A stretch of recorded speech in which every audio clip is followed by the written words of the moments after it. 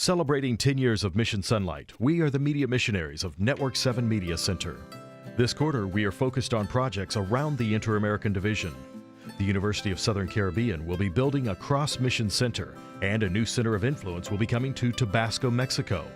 In the Eastern Caribbean, a new center of influence is planned on the campus of Antillean Adventist University in Mayagüez, Puerto Rico. In 1898, during the Spanish-American War, David Trail arrived in Puerto Rico as part of the military. Trail was the first Seventh-day Adventist to visit the island nation. He wrote to the General Conference requesting a missionary to be sent here as soon as possible. 2 years later, Albert Fisher arrived with his young missionary family to share the truth as it is in Jesus with the citizens of Puerto Rico. Elsewhere in the Caribbean, a small Cuban school called Antillean College was rising up. Nearby to the college in 1958, the decisive Battle of Santa Clara occurred as part of the Cuban Revolution. Antillean President Walter Brown gave this account to the Review and Herald. The battle took place in the last days of December 1958. Bombing had destroyed transportation routes, causing 200 of the college's students to remain on campus during the Christmas season. Across the road from the college was Central University. On Saturday, December 27, 2 barbudos from the Che Guevara column were posted to guard the college's building. They soon discovered that the college folk were not hostile to them. Charles Taylor obtained a sleeping bag. The 2 soldiers took turns sleeping in it. The college folk went to the university. They found a large number of rebels. The rebels were tired and hungry but friendly. They were offered cold milk from the college dairy. Che came over and spoke with us, requesting the school to provide food for doctors, nurses, and others who might be coming through during the next few days. When we indicated that we had a problem in obtaining milk and food, he indicated that the rebel soldiers would see to it that we received all that was necessary. At noon of that first day, about 100 men came in for dinner, and they stood in complete silence during the prayer for the food. On Wednesday, December 31st, the battle came to the college. They watched a bomber swoop past the university and heard a plane head for the college. It dropped its bombs on college land. For just over an hour, planes made machine gun attacks on the campus. The full account of the faculty and students' survival can be found in the archives of Adventist Review. Dr. Brown concludes his remarks regarding Antillean this way. On the New Year's Day, 1959, it seemed that the college would be able to continue on with its program, as the new Cuban leadership allowed it to operate with no restrictions. However, 3 years later, after all other religious institutions had been closed or severely restricted, the new Cuban government closed the school, December 15, 1961. That school relocated to what is today Antillean Adventist University. Our institution offers a unique location and advantage to many students. We are located in the beautiful island of Puerto Rico in the Caribbean.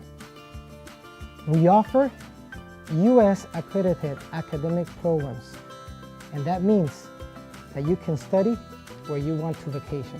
For the last 60 years, we've been sending pastors to Puerto Rico, the Dominican Republic, the Inter-American Division, and all over around the world. We have pastors in Asia, we have pastors in Europe, and we have teachers in Asia, we have teachers in Europe and in the Caribbean.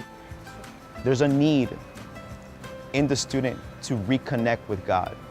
And this island surrounded by nature really makes that possible. Today, Antillean is inviting you to join them in another area of growth. For the past 55 years, we have operated our church in a small chapel without a church building.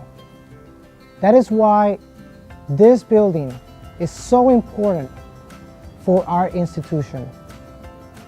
We want to strengthen the spiritual life of our students, of our employees, and we want to have a place where we can worship our Heavenly God. In 2014, the university and campus church partnered with the Conference and Union to begin building on this $3.6 million facility. In 2017, the internal structure began taking shape, and one can now imagine the facilities and uses for the students, faculty, and church members. The functionality of this building, I can say in threefold. Number one is going to host the university church. We are building a church with 1,000 chairs. Number two is going to house the theology department. We're building the classrooms and we're building the offices for the professors.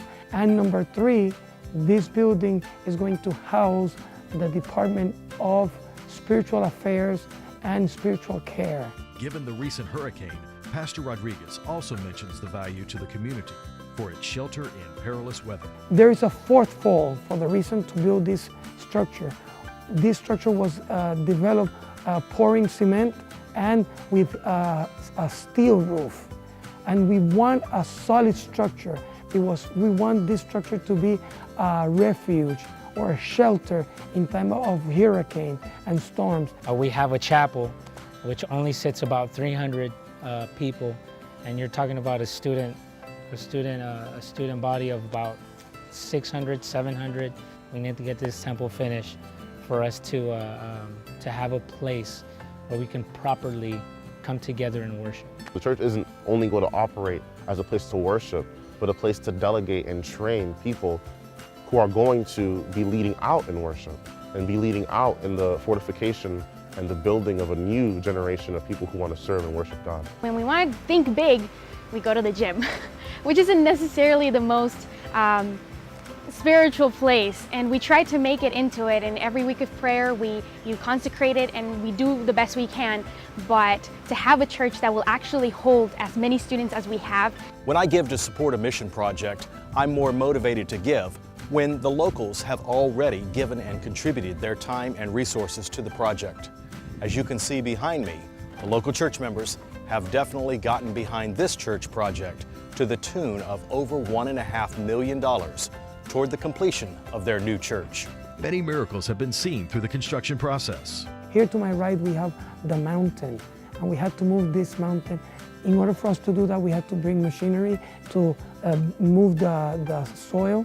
The engineer told us, listen, it cannot rain because it's going to ruin the work that we have done. And we started praying for 3 days. It cannot rain. And it actually rains here in the construction site every single day from 1 to 4. That day it started raining, and it was so close, and we were so afraid. And the engineer and I, we started praying, Lord, we need your help. Stop the rain so we can finish the construction of our church.